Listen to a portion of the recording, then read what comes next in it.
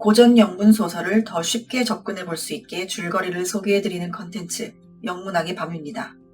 이번에 소개해드릴 소설은 F. 스콧 피츠제럴드의 1925년작 위대한 개츠비인데요. 레오나르도 디카프리오가 잠들고 있는 짤로도 유명한 동명 영화의 원작 소설이기도 합니다. 우선 이 소설의 작가인 F. 스콧 피츠제럴드에 대해 간단한 소개를 해드릴게요. 1896년 9월 24일 미네소타주 세인트폴에서 출생한 그의 본명은 프랜시스 스콧 키 피츠제럴드입니다. 아버지의 사업 실패로 가난한 소년 시절을 보낸 그는 돈과 성공에 대한 꿈이 그의 평생의 집념이 되었습니다. 1908년 세인트폴 아카데미에 입학한 그는 다음해 그의 첫 단편 작품인 레이먼드 저당의 신비를 교지에 발표합니다. 1913년 프린스턴 대학교에 입학한 그는 학업보다 문학과 연극 활동에 적극 참여하며 단편, 희곡, 시 등을 발표합니다. 1914년 지니 브러킨과 교제를 시작하였으나 스콧은 가난하다는 이유로 그녀에게 거절당하는데 이때의 경험이 그의 작품의 중요한 모티브가 됩니다. 1915년 그는 질병을 이유로 대학교를 그만두는데 실제로는 학업을 게을리하여 성적이 부진한 탓에 졸업을 할 수 없었기 때문입니다. 다음 해 졸업할 계획으로 다시 프린스턴 대학에 돌아가지만 학점 미달로 다시 중퇴를 합니다. 스콧은 1917년 10월 육군 보병 소위로 임관되어 캔자스주 레번워스에 갔으며 이 무렵 장편소설 낭만적 에고이스트의 집필을 시작합니다. 이 작품은 1918년 2월 첫 탈고되었으나 출판사에서 출간을 거절하여 여러 차례 개작하였고 결국 1919년 9월 낙원의 이쪽이라는 제목으로 출간 허락을 받을 수 있었습니다. 그는 1918년 엘라바마주 먼트가머리 근교 캠프 셰리던으로 전속되었고 이때 젤더 세이어를 만나 교제를 시작합니다.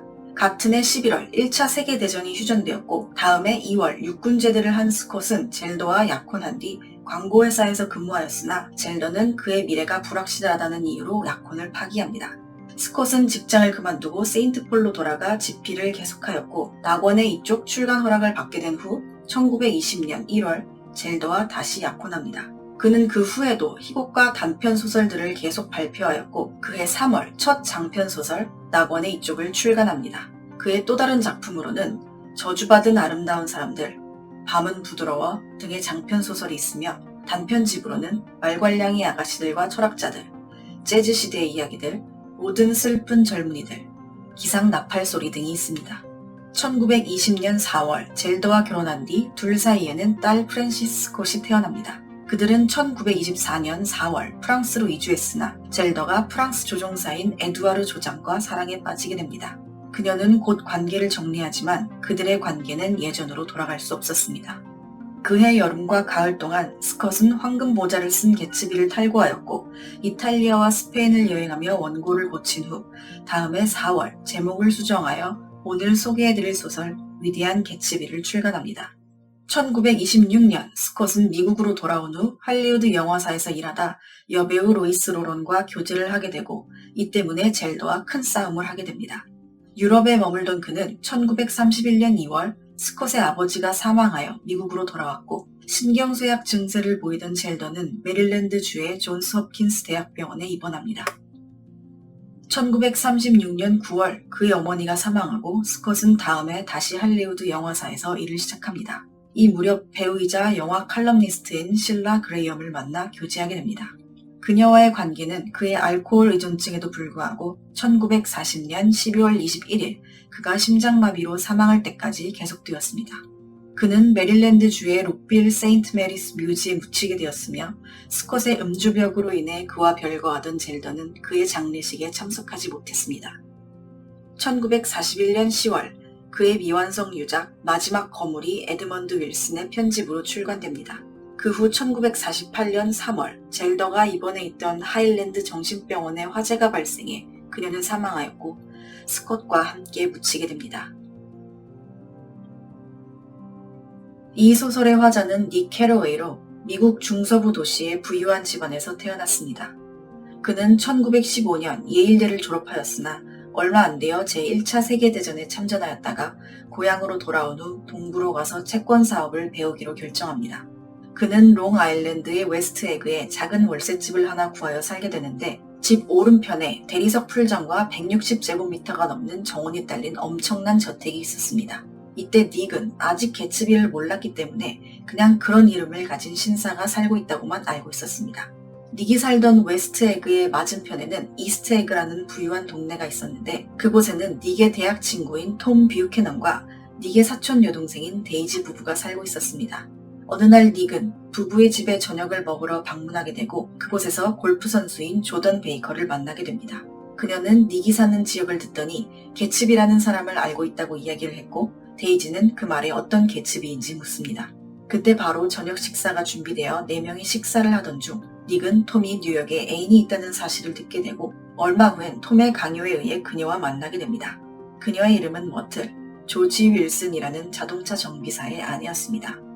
닉의 옆집, 그러니까 개츠비의 집에서는 매일 밤 화려한 파티가 열렸습니다. 사람들은 초대를 받지 않아도 매일 찾아와 음악과 술을 즐겼고 정식으로 초대를 받은 닉이 사람들에게 개츠비가 누구인지 찾아다니며 물어보았지만 어느 누구도 알지 못했습니다.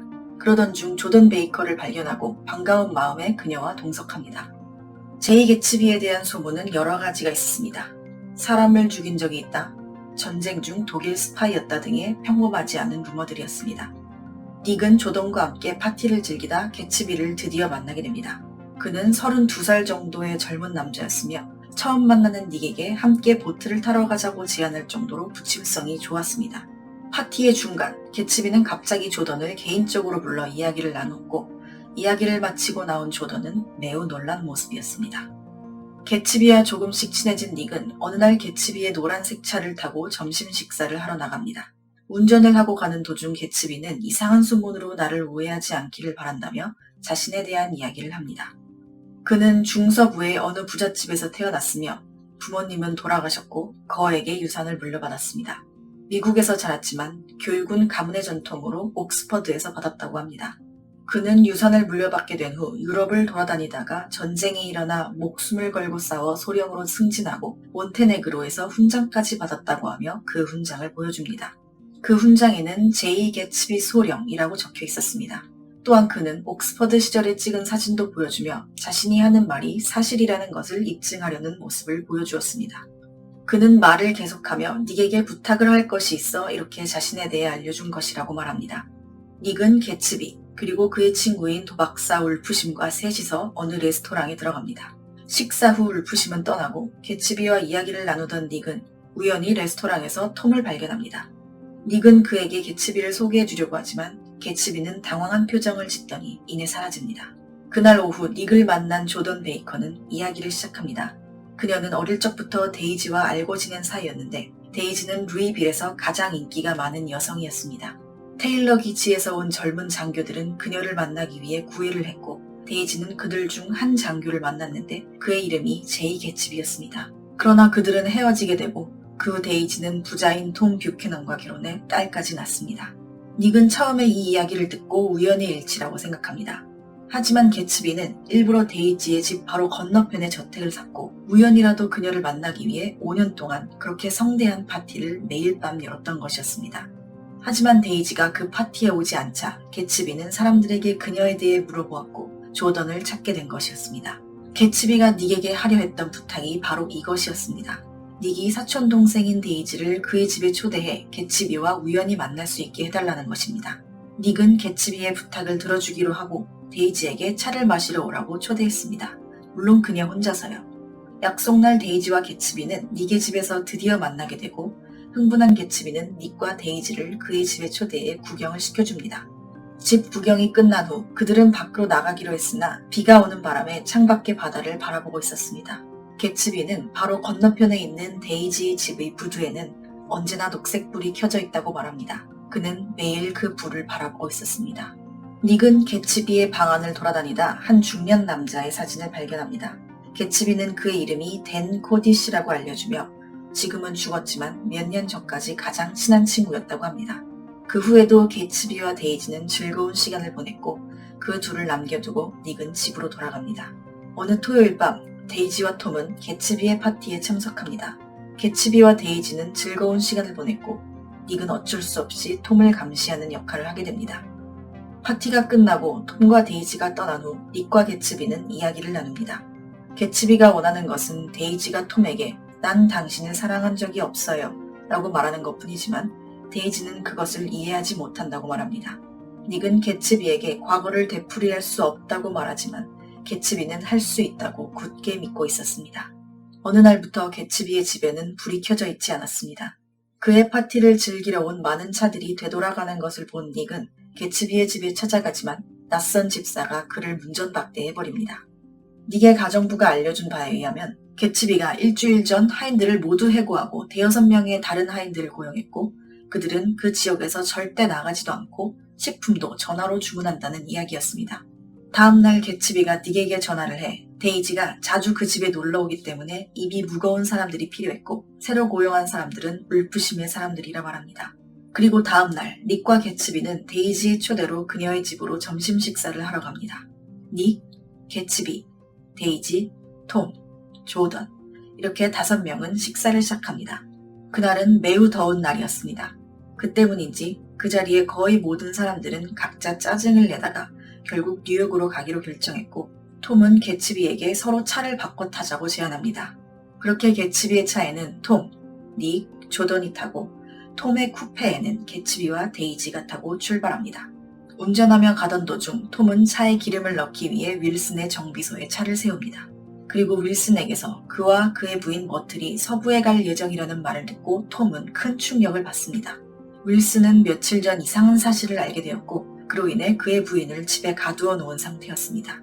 톰과 머틀의 사이를 알고 있는 사람들이라면 대충 짐작이 가능한 상황이었습니다. 그들은 뉴욕에 도착해 센트럴파크의 플라자 호텔에 응접실 한 개를 빌려 들어갔습니다. 대화를 나누던 중 톰은 개츠비에게 집중적으로 12조의 질문을 해댔고 결국 개츠비는 톰에게 데이지와의 관계를 밝히게 됩니다. 그리고 데이지에게 톰을 한 번도 사랑한 적이 없다고 말하기를 강요합니다. 하지만 데이지는 차마 그렇게 말할 수 없었습니다. 그것은 사실이 아니었기 때문입니다. 그리고 톰은 개츠비의 뒷조사를 하였고 그가 약국에서 주류 밀매업을 하고 있다는 사실을 밝힙니다. 톰과 개츠비의 말싸움을 지켜보던 데이지는 겁에 질려있고 톰은 그녀에게 둘이 개츠비의 차로 먼저 돌아가라고 합니다. 두 사람이 떠나고 난 후 닉은 문득 깨닫게 됩니다. 오늘은 닉의 30번째 생일이었습니다. 저녁 7시 세 사람은 함께 쿠페를 타고 롱아일랜드로 향했습니다. 그러다 윌슨의 정비소에 사고가 난 듯 서너 대의 차량이 멈춰있는 것을 발견했고 톰은 구경을 한번 해보자며 차를 세우고 사람들 사이를 헤쳐 걸어갔습니다. 그리고 그가 본 것은 그의 애인인 머틀 윌슨의 시체였습니다. 사고의 경위는 이러했습니다. 머틀은 그의 남편과 몸싸움을 벌이다 집에서 뛰쳐나갔고 그대로 도로에 뛰어들어 차에 치여 즉사한 것이었습니다. 증인들의 말에 의하면 그녀를 뺑소니 쳐버린 차는 노란색이었습니다. 톰 일행이 낮에 윌슨을 만났을 때 노란색 차를 운전하고 있었기 때문에 윌슨이 잠시 톰을 의심했지만 그가 현재 타고 온 차는 파란색 쿠페였기 때문에 혐의를 벗을 수 있었습니다. 그리고 톰은 머틀을 뺑소니 친 범인이 노란색 차의 주인인 개츠비라는 것을 확신합니다. 톰의 집으로 돌아온 닉은 톰의 저녁 식사 제안에 그냥 집에 가겠다 하며 정문에서 택시를 기다리고 있었습니다.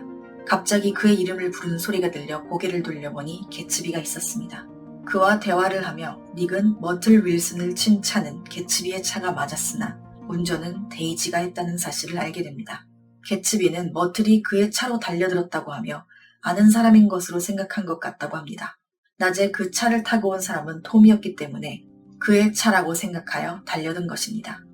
데이지는 지금 그녀의 방에 있으며 톰이 혹시라도 데이지에게 난폭하게 대할지도 몰라 개츠비가 밤새 집 밖에서 기다릴 생각이라 하여 닉이 우선 그들의 모습을 살피러 가보기로 합니다. 데이지와 톰은 마주 앉아 대화를 하고 있었습니다. 둘은 무슨 음모를 꾸민 듯한 느낌이었고 데이지는 고개를 끄덕이고 있었습니다. 닉은 다시 현관으로 나와 개츠비에게 집에 가자고 하지만 그는 거절하고 밤새도록 있는 것을 선택합니다. 다음날 새벽 밤을 설친 닉은 개츠비가 집에 돌아오는 소리를 듣고 벌떡 일어나 그의 집으로 향합니다. 개츠비는 힘없이 테이블에 기대 있었고 데이지에게는 아무 일도 없었다고 합니다. 그리고 그날 개츠비는 닉에게 진짜 개츠비에 대해 이야기를 해주게 됩니다. 제임스 개츠, 그것이 개츠비의 실제 이름이었습니다. 그의 부모는 가난한 농사꾼이었고 야심이 컸던 개츠비는 숙식이 해결되는 일이면 어떤 일이든 하면서 열심히 살아가고 있었습니다.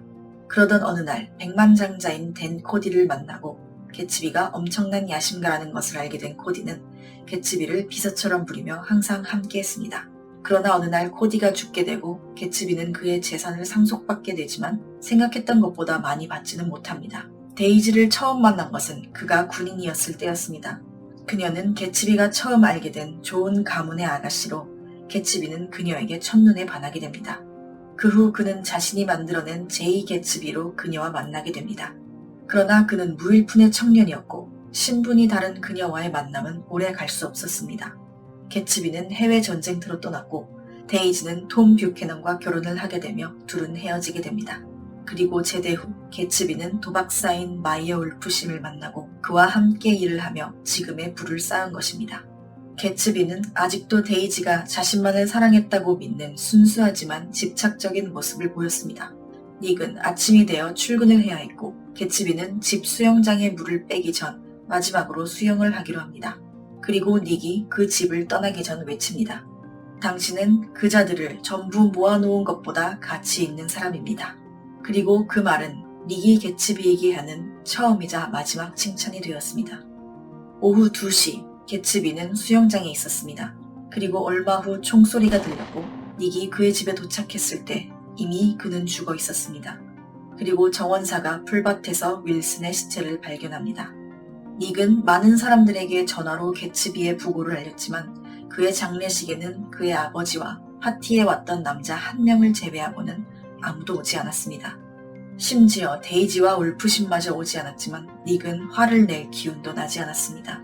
닉은 마지막으로 아무런 꿈도 이루지 못하고 몰락해버린 텅 빈 개츠비의 저택을 둘러보며 개츠비는 꿈과 이상을, 이루어질 수 없는 미래를 굳게 믿고 있었던 가장 순수한 사람이었다는 것을 생각하며 동부를 떠나게 되며 이야기는 끝납니다. 이 소설의 주요 등장인물들 중 도덕적인 사람이 거의 없습니다. 개츠비의 저택에서 매일 파티를 즐기던 사람 중에 그의 장례식에 참석한 이는 아무도 없었고 닉의 사촌동생인 데이지마저 처음엔 개츠비를 사랑하는 것 같았지만 교통사고를 냈으면서도 그 죄를 회피하고 톰과 도망가는 모습을 보여주었습니다. 결국 이 이야기에서 가장 도덕적인 인물은 어릴 적 아버지의 충고를 들었던 닉 캐러웨이 뿐이었습니다. 이 소설의 가장 중요한 배경은 동부와 서부의 차이라고 할 수 있는데요. 소위 아메리칸 드림이라는 동부의 화려한 삶을 꿈꾸며 이주했던 닉이 앞서 말한 사람들을 겪으며 동부에 실망을 하고 결국엔 서부로 다시 돌아가는 모습을 보여주며 많은 생각을 하게 만듭니다. 하지만 그런 사람들 사이에서도 죽기 직전까지 데이지만을 사랑하고 그녀만을 기다렸던 개츠비에게 책의 제목처럼 위대하다는 수식어를 붙이는 것이 어쩌면 당연하다는 생각이 듭니다. 오늘 소개해드린 영문소설 위대한 개츠비 재밌게 들으셨나요? 이 영상을 계기로 이 책을 읽어보고 싶어지셨으면 좋겠습니다. 영문학의 밤 다음 책으로 찾아오겠습니다. 감사합니다.